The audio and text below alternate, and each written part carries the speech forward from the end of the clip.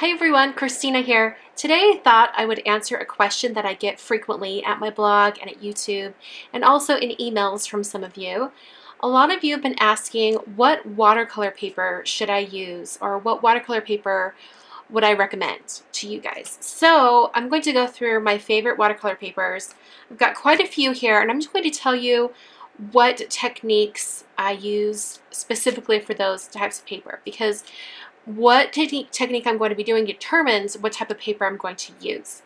So for everything that I do except for one technique, I love my Strathmore Ready Cut watercolor paper. This is the cold press paper. It's cut to 5x7. It's really fantastic. I've used it a ton, and a lot of you have tried it out and told me that you love it as well. It's a great standby for whatever project you're working on. I love that it comes pre-cut, that I don't have to cut it down, and it's a reasonable price compared to some other ones. So I really like this one.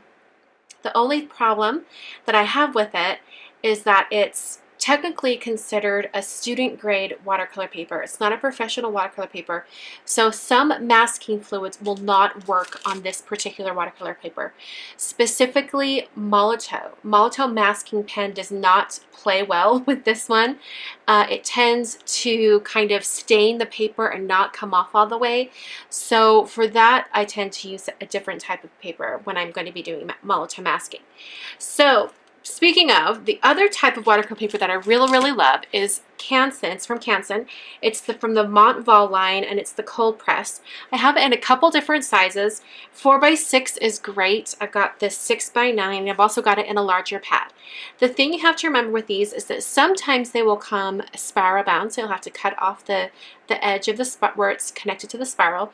Sometimes it comes as a block, meaning that all of the paper inside, like on this one, in fact, I've only got one sheet left in this one, but this is probably a better example. There's a few more sheets.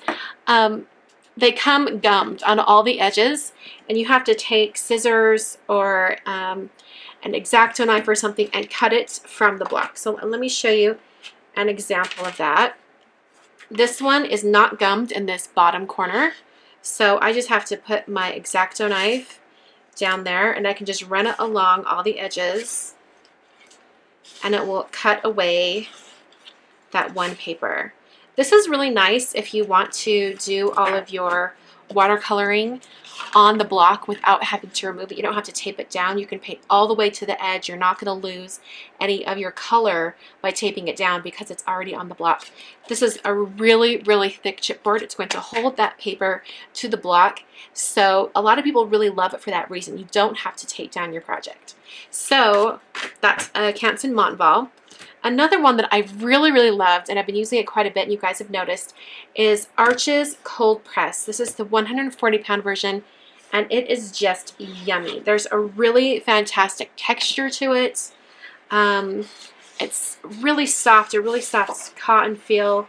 It's just wonderful. It's an artist grade watercolor paper. It's going to take a lot more water than other types of watercolor paper, and it's just beautiful. I absolutely love it. You'll notice a difference switching between different types of watercolor paper, and this is a paper that I really love to use. Along those same lines, there's the Arches hot pressed paper, and I use hot pressed paper mainly when I'm doing no line coloring or when I'm going to be stamping on something and I want to make sure the stamping is really sharp. Hot pressed paper traditionally is very smooth, or smoother than cold pressed paper. So that's the reason why I would use hot pressed paper. And even though it is 140 pounds, it feels a lot thinner and a little bit more flexible.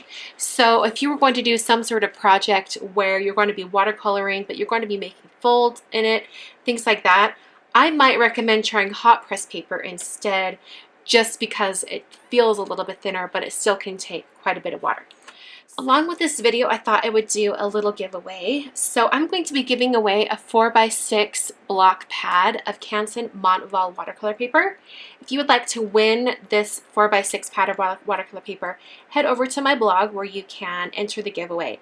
Unfortunately, I'm not able to have the giveaway hosted at YouTube because of some kind of spammy and really mean people who'd like to contact people from the comments and tell them that they've won when they haven't. So just to avoid any of that drama, we're going to have the giveaway over at my blog with this blog post. So go over there, fill out the raffle capture area. The giveaway is going to be open for a week, and I will announce the winners of this watercolor paper at my blog. I won't be announcing the winners here at Utah. I'll be announcing them at my blog, so you'll want to check back over there. Thank you so much for watching today. I hope that answered some of your questions. I did want to address one other thing. I know a lot of you have or have tried Distress watercolor cardstock. That's a great watercolor cardstock, especially for doing techniques with distressing, things like that. I personally don't prefer the texture on that paper. That's one of the reasons why I don't use it very often. But it's definitely a great watercolor paper, especially if you want something that's really bright white, because that is very white. All these other papers have a little bit of a more creamy color. They're not quite as bright white. So if you do want something completely bright white, I would suggest Distress watercolor cardstock. But for most everything else, I would say pick one of these because I absolutely love them. So let me know in the comments what watercolor paper you prefer, if it's one of these or something else I've never heard of. I'd love to try it out. I will catch you guys in the next video, and thanks for watching.